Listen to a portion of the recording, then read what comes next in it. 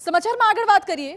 ઘર વિહોણા લોકોને પોતાનું ઘરનું ઘર મળી રહે તે માટે શહેરી વિસ્તારમાં રાજીવ આવાસ યોજના સહિત અનેક યોજનાઓ અમલમાં મુકાઈ છે, પરંતુ પાલનપુરમાં પાલિકાની ઘોર બેદરકારી એવી છે કે જેને કારણે છેલ્લા 7 વર્ષથી રાજીવ આવાસ યોજનાના 32 કરોડના મકાનો ધૂળ ખાઈ રહ્યા છે। ફિકર એ વાતની છે કે આ કિસ્સામાં સરકારી નાણાંનો દુર્વ્યય તો થયો જ છે, સાથે સાથે પાલિકાએ સરકાર સાથે પણ છેતરપિંડી આચરી હોય એવો ઘાટ ઘડાયો છે।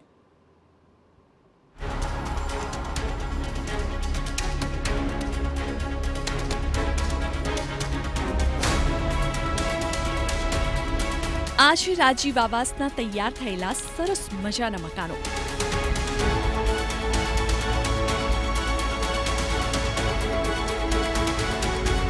રૂપિયા 32 કરોડનો ખર્ચો કરવામાં આવ્યો છે આ મકાનો પાછળ।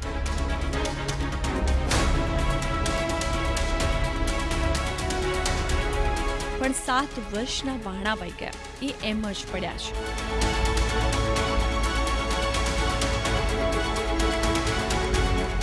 આમ તો 32 કરોડ કંઈ નાની રકમ નથી।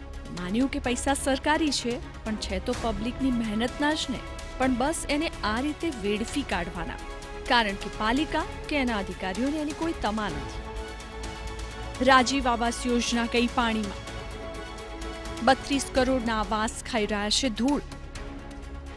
પાલિકાની બેદરકારી, સરકારી પૈસાનો દુર્વ્યય। વાત બનાસકાંઠાની છે। પાલનપુર નજીક સદરપુર ગ્રામ પંચાયતના તાબાની જમીનમાં 32 કરોડના ખર્ચે બનેલી આવાસ યોજના છેલ્લા 7 વર્ષથી ધૂળ ખાઈ રહી છે। હકીકતમાં આ છે શહેરી વિસ્તારની યોજના, પરંતુ તેને સદરપુર ગ્રામ પંચાયતના તાબાની જમીનમાં ઊભી કરી દેવાઈ છે। હવે એના માટે ના તો ગ્રામ પંચાયતની કોઈ મંજૂરી લેવાઈ છે, ના તો ગ્રામ પંચાયતને કોઈ જાણ કરાઈ છે। બલકે કહી શકાય કે સરકારી યોજના જે ગેરકાયદેસર રીતે બનાવી દેવાઈ છે।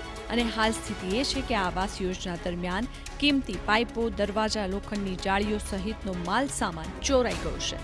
હવે આવાસ યોજના ખંડેર હાલતમાં છે। જો કે આ આવાસ યોજનામાં સરપંચની તો કોઈ જવાબદારી નથી, પરંતુ તેમનું માનવું છે કે આનો નિકાલ થાય અથવા તો લોકોને કામ લાગે એવી કોઈ વ્યવસ્થા થાય તે જરૂરી છે। તો આ યોજના હતી નગરપાલિકાની અને અહીંયા ગ્રામ પંચાયતની અંદર ડેવલપ કરવામાં આવી છે। એ આ ખરેખર ગેરવ્યાજબી જ છે। એમને ન તો પંચાયતનો કોઈ સંમતિ લીધી છે, ન પંચાયતને કોઈ જાણ કરી છે, ન પંચાયતનો ઠરાવ લીધો છે, કે બાંધકામ પરવાનગી પણ પંચાયતની નથી લીધી। અને આખા સરકારના કરોડો રૂપિયાનું એધાણ કરી અને ખોરંબે છેલ્લા 8 વર્ષથી આ યોજના પડી છે। તો ઝડપી અમારું તો એવું કહેવું છે કે તો આ યોજનાને જે કોઈ પણ હોય એનો નિકાલ કરી અને આવાસ યોજના ફાળવવા હોય તો ફાળવી દે, ના ફાળવવા હોય તો એને જે પણ કાયદાકીય જોગવાઈ થતું એનું કાર્ય કરીને પૂર્ણ કરવું, જેથી કરીને સરકારના પૈસા વેડફાય।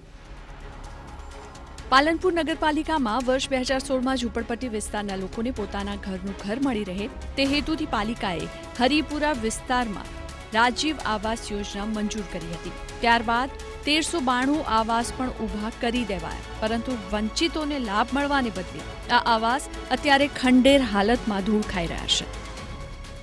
પહેલા આ હરિપુરામાં બનાવ્યા હોત તો અમે પાકા મકાનમાં રહેતા થાત, પણ અહીંયા બનાવ્યા છે ના કોઈ અહીંયા જતો નથી કે અહીંયા ખંડરો થઈ ગયા છે, પડ્યા પડ્યા હડે છે ઘર ને અહીંયા કોઈ સગવડ ના આ હરિપુરામાં કોઈ વાતની સગવડ અમને મળી નથી।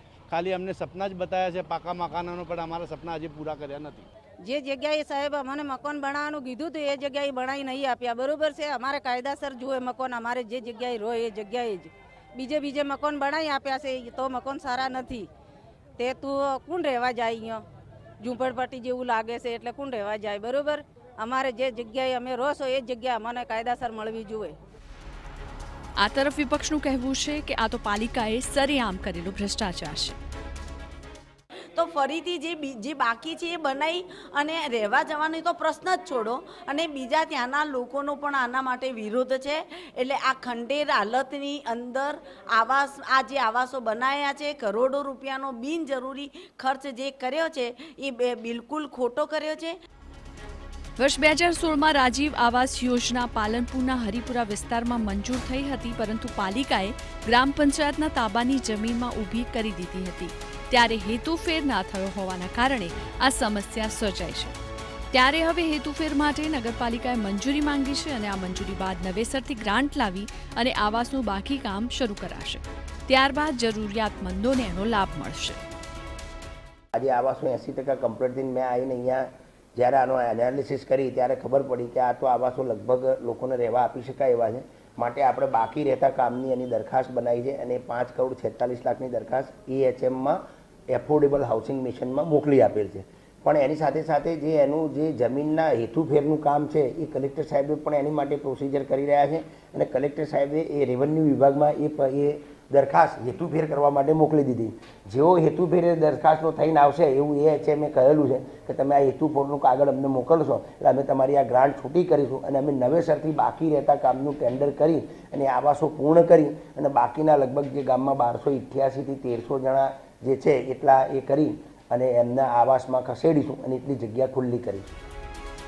ત્યારે સવાલ એ થાય કે 7 વર્ષથી પડી રહેલા આવાસો જર્જરી થઈ ગયા, કરોડોનું આંધણ થઈ ગયું, ત્યાં સુધી કોઈના કપાળે કરચલી પણ કેમ ના પડી?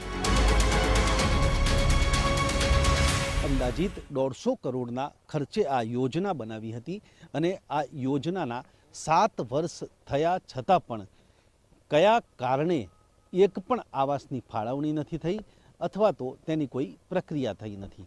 અતુલ ત્રિવેદી, TV9, બનાસકાંઠા.